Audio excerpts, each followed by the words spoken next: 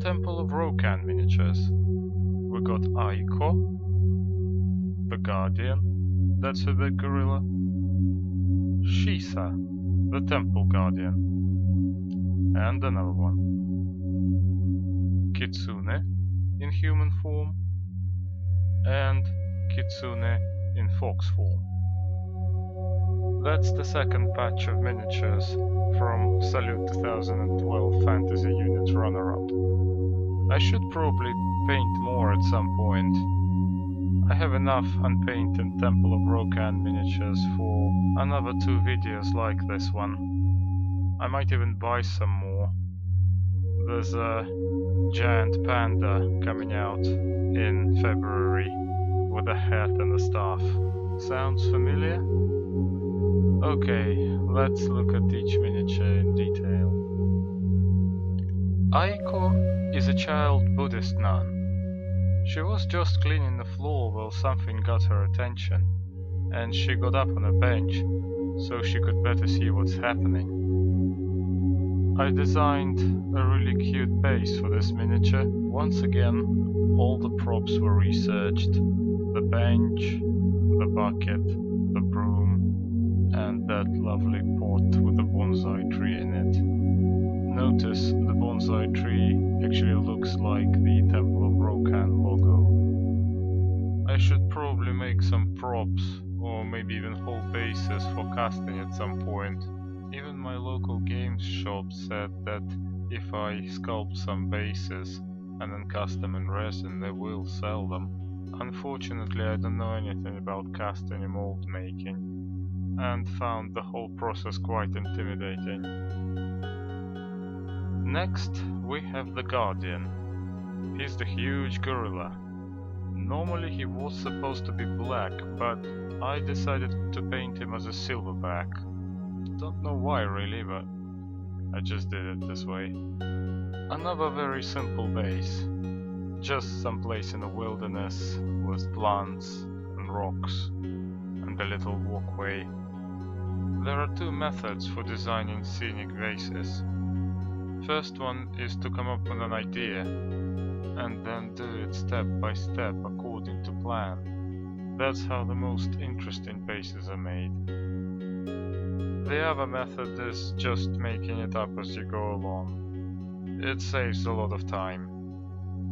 This example is the later, and as much as I like doing crazy complicated stuff, good standard simple bases are necessary too. Here's the first of my 2 Shisa figures. Shisa are a pair of stone temple guardians. They normally stand on a sort of pedestals, so I made pedestal bases for them. They are simple enough. A block of terracotta bricks made by press molding. To make the bases more interesting, I added one of my little trees to the side and some press molded roses to make it look like there's flowers growing underneath the pedestals. Originally, I wanted to paint them like they're made from bronze, which has been exposed to the elements, but they turned out looking more like stone than oxidized bronze, which is okay, because in the background they're supposed to be made from stone anyway. And here's the second one. I pretty much said everything I wanted to say about them already, so instead I'm going to say something about Bushido in general. It's a game I invested heavily into. I collect 5 factions: Prefecture of Ryu, Temple of Ro-Kan, Cult of Yurei, Savage Wave, and Ito. 94 miniatures in total, but I only managed to paint 23 of them so far. I am a very slow painter, and I haven't painted for a while. Just couldn't force myself to paint for some reason. I think I'm beginning to get out of that state now, but I really need to get organized and control my shyness syndrome as well, because my painted to unpainted ratio is even worse in Malifaux. Right, that's just about enough about me. Let's get back to the miniatures.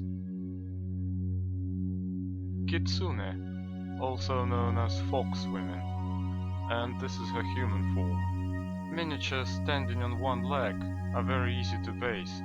You only need a small point for them to stand on, so with the rest of the space you can do anything. Here we got a fox shrine, where people left offerings, next to a statue of a fox which was sculpted from scratch.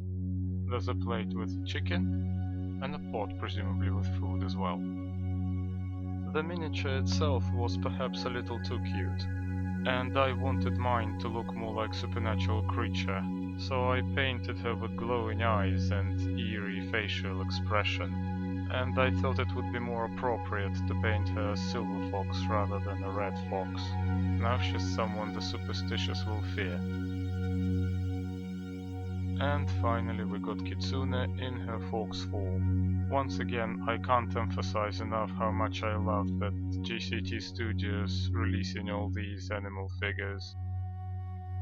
Well sculpted animal miniatures are hard to come by, and Temple of Ro-Kan has so many of them. Oh look, it's the chicken that ran away from the rice farmer in the previous video. So that's what happened to it.